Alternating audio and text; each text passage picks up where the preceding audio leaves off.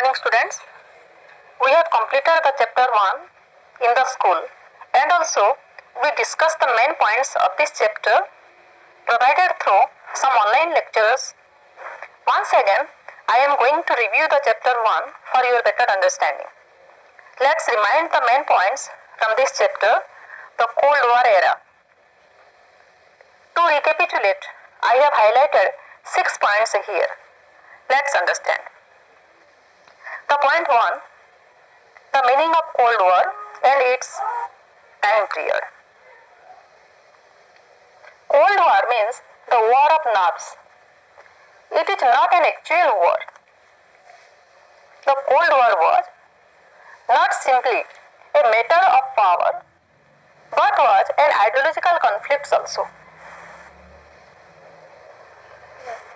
In this war, the two superpowers, USA and USSR, never officially declared war on each other. It was not an actual war, so the Cold War is also known as proxy war. Let's know about its time period. Its time period is from 1945 to 1991. The end of Second World War was also the beginning of the Cold War in 1945, and it ended in 1991, just after the collapse of Soviet Union. Then, let's know about the ideology. We have discussed the ideologies of the two superpowers. The USA represented the ideology of liberal democracy and capitalism. On the other hand, the Soviet bloc represented socialism and communism. And the Cold War, both the superpowers wanted to spread their ideologies in their own way. So, the war is also an ideological confrontation between the two superpowers. Then, know about the emergence of two power blocks led by the two superpowers.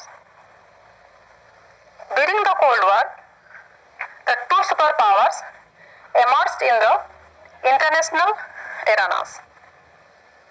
The Western Bloc was formalized into an organization called North Atlantic Treaty Organization, NATO. Warsaw Pact, which came into existence in May 1955, it was a treaty of friendship, cooperation and mutual assistance. The treaty was signed for a period of 20 years. Its doors were open to all the European states. The main aim of the Warsaw Pact was to counter the impact and influence of NATO. Then come to know about the Cold War arenas. Arenas of Cold War means the areas where the crisis and war occurred or threatened to occur between the alliance system, but did not cross certain limits. Arenas of Cold War were Korea, Vietnam and Afghanistan. The most important is the Cuban Missile Crisis. Let's know about the Cuban Missile Crisis. Cuba was an ally of Soviet Union. In April 1961, the leaders of USSR were worried about that USA would invade communist-ruled Cuba and overthrow Fidel Castro, the president of Cuba at that time. Nikita Khrushchev, the leader of USSR, placed nuclear missiles in Cuba in 1962. America was threatened by Soviet Union missiles, and therefore President John F. Kennedy and his advisors were determined to get Khrushchev to remove the missiles and nuclear weapons from Cuba. President Kennedy ordered American warship to intercept any Soviet Union ship heading to Cuba. A conflict between two big powers was imminent, and this crisis was known as Cuban Missile Crisis. Then come to know the next point, challenge of bipolarity and role of non-alignment movement. The Cold War divided the world into two rival alliance systems. It was in the context that non-alignment movement offered the new decolonized countries of Asia, Africa and Latin America a third option, that not to join either alliance, which give birth to a new world order, non-aligned movement, known as the Third World, emerged as a challenge to bipolarity. Then come to know about the new international economic order. The new international economic order refers to the third world country. They are the specially named countries and their demand for the establishment of new international economic order to get rid of the present problems of poverty, scarcity, unemployment and underdevelopment economic problems. Its result was the United Nations Conference on Trade and Development brought out a report in 1972 named New Trade Policy. New Trade Policy for Development proposed a reforms of the global trading system.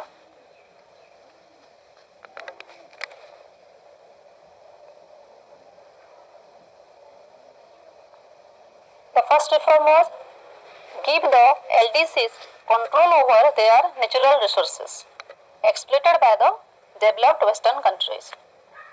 The second one was obtain access to Western markets so that the LDCs could sell their products and therefore make trade more beneficial for the poorer country. The third one was reduce the cost of technology from the Western countries and provide the LDCs with a greater role in international economic situation. Then the next point, India and the Cold War. As a leader of NAM, India's response to the ongoing Cold War was twofold. First, it took particular care in staying away from the two alliances. Secondly, it raised its voice against the newly decolonized countries becoming part of these alliances. Let's recall some key points related to India's role in Cold War. First point, India tried to reduce the differences between the alliances and thereby prevent a full-scale war between the two superpowers. Next, Indian diplomats and leaders were often used to communicate and mediate between Cold War rivalries, such as in the Korea War in the early 1950s. The third point is, India repeatedly tried to activate those regional and international organizations which were not a part of the alliances led by the US and USSR. Nehru proposed great faith in a genuine commonwealth of free and cooperating nations that would be played a positive role in sustaining, if not ending, the Cold War. In the chapter 2, End of Bipolarity, we have discussed about formation of USSR and Soviet system, Gorbachev reforms of Glasnost and Perestroika. What factors forced him to initiate reforms in USSR and what was its consequences? We also learned the factors responsible for the disintegration of Soviet Union and consequences of disintegration of Soviet Union, tension and conflicts in the post-communist republics, shock therapy and its economy and political consequences on the post-communist countries. And finally, we understood India's relations with the post-communist countries, especially Russia. Let's summarize this chapter. For recall all the main events once again. First, we will know about formation and Soviet system. It was established just after the socialist revolution in Russia in 1917.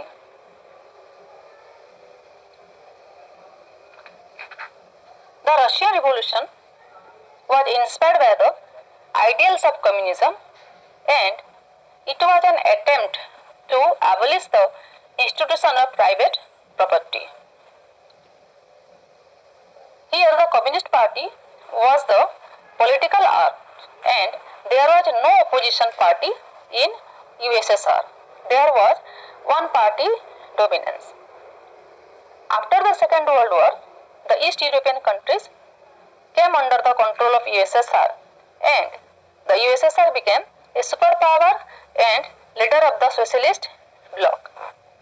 Soviet economy was planned and completely controlled by the state. Then come to know about Gorbachev. Gorbachev became the General Secretary of Communist Party of USSR in 1985 and introduced political and economic reforms in the political and economic system of Soviet Union, because the economy of Soviet Union was not sound. The Soviet economy was at very low level in 1980 and thus became stagnant. On the other hand, the Soviet Union lagged behind the West in technology, infrastructure, etc. And its political system was very bureaucratic and authoritarian. The citizens were not happy with the political system. There was absence of freedom of speech and political rights.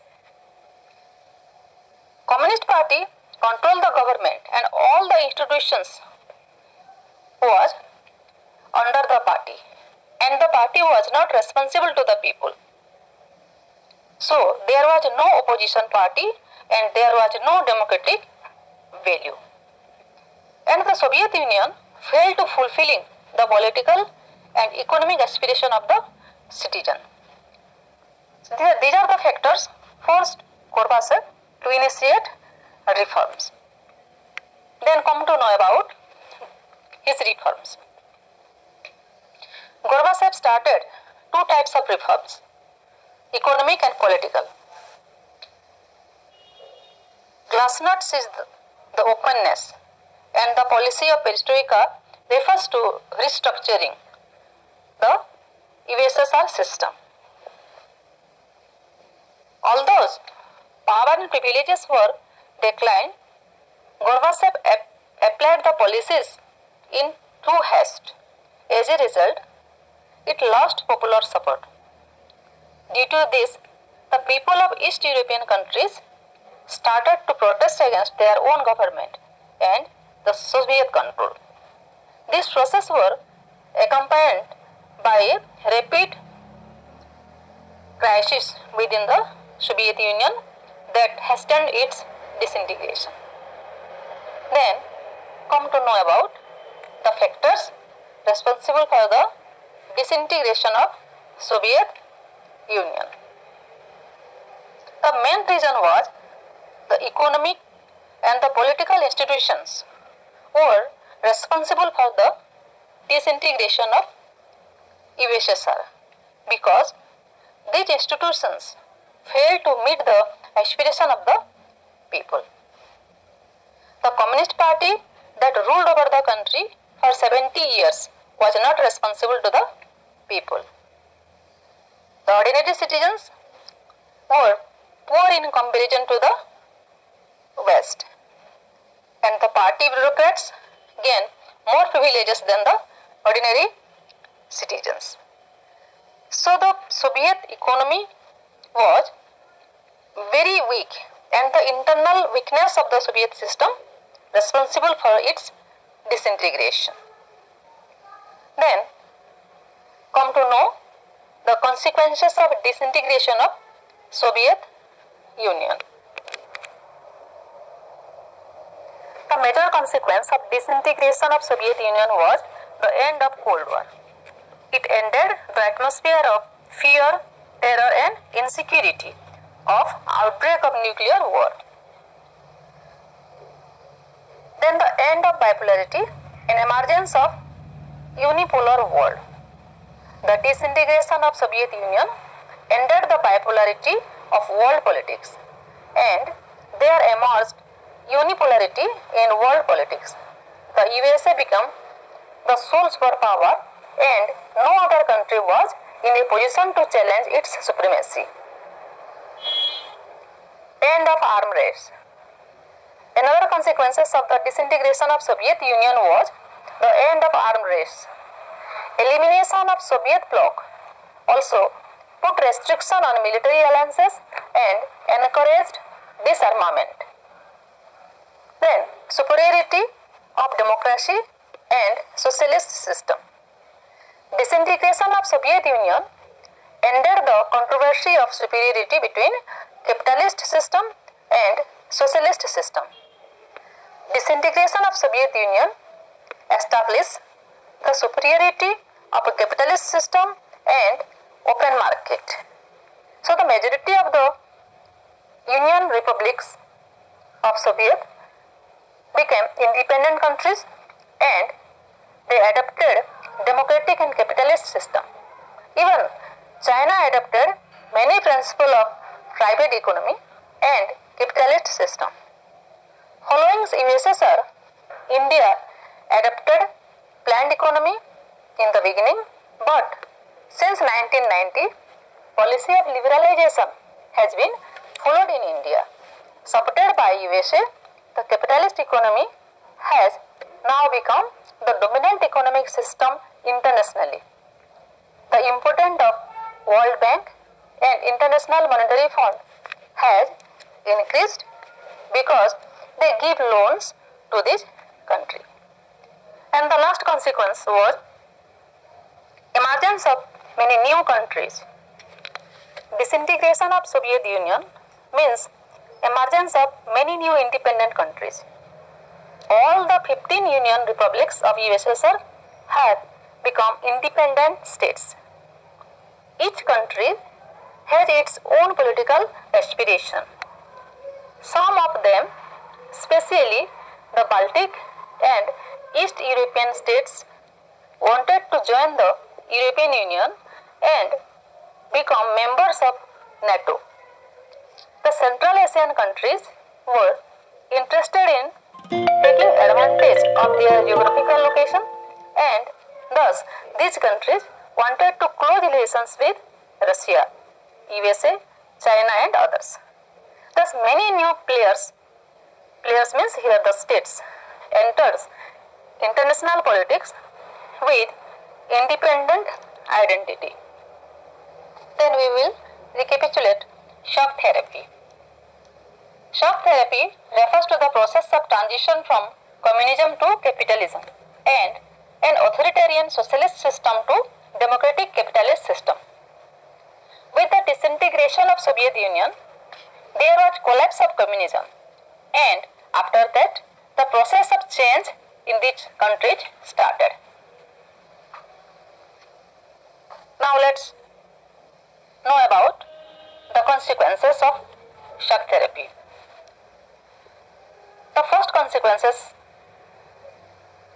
due to the shock therapy was the shock therapy changed the state ownership to private ownership.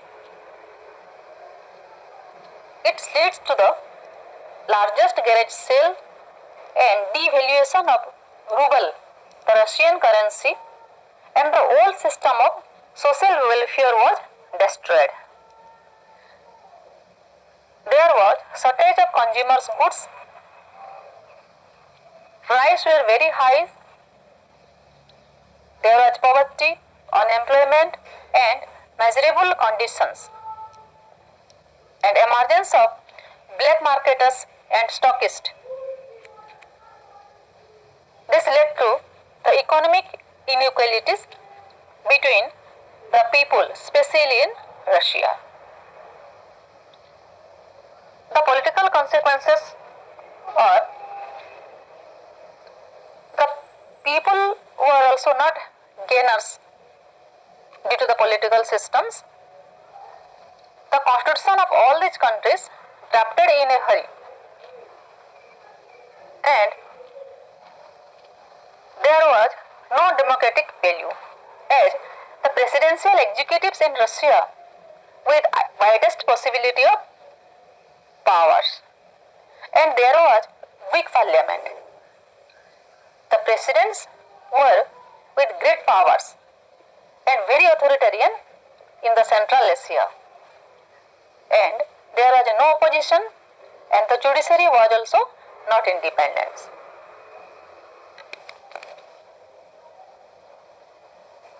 Let's recall the next events.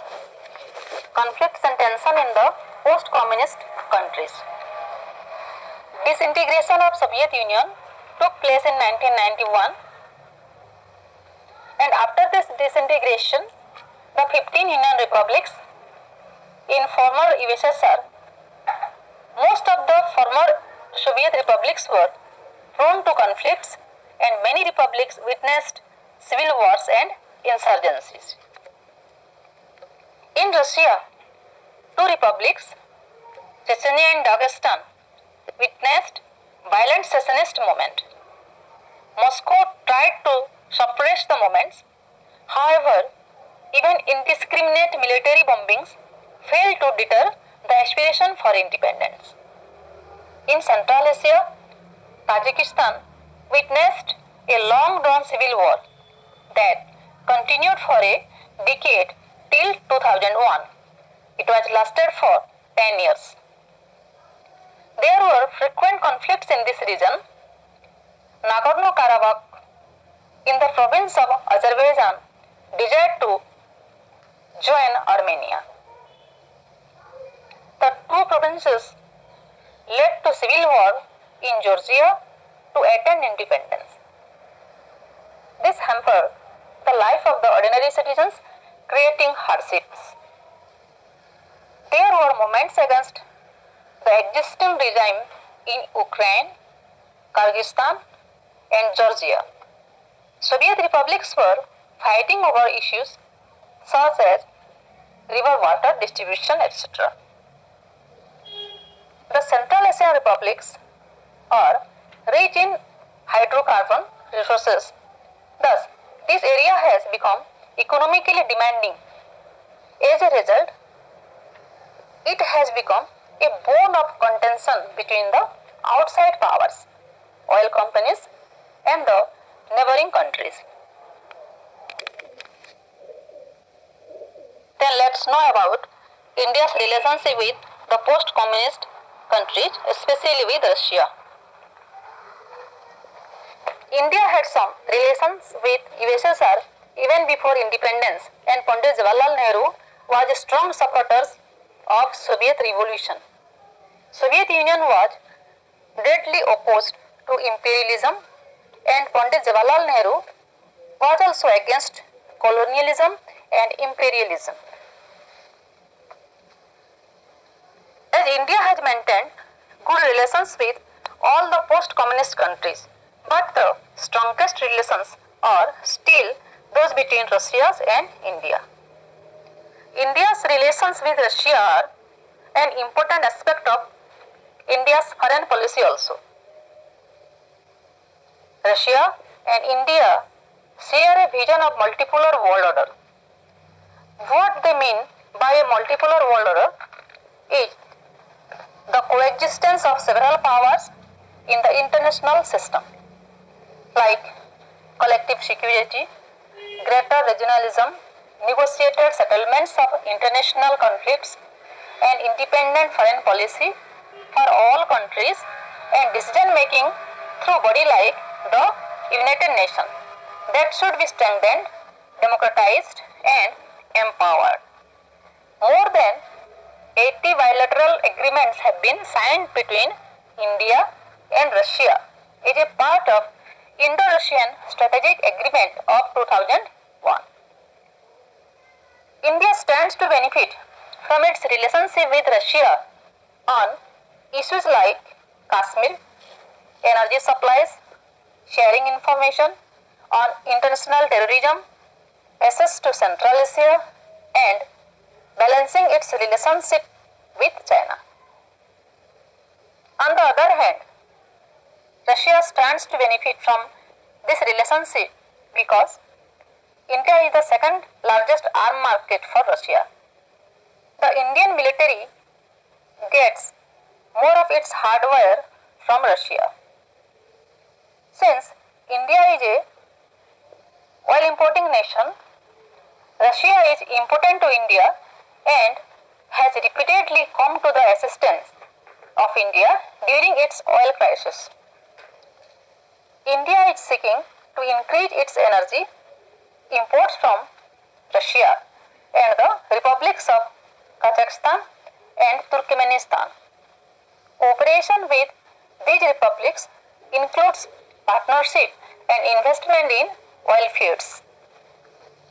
Russia is important for India's nuclear energy plants and assisted India's space industries by giving, for example, the cryogenic rockets when India needed it. Russia and India have collaborated on various scientific projects. So, dear student, we have already summarized both the chapters for your better understanding. So, please read the chapters carefully, and if you have any doubts, please ask me. Thank you.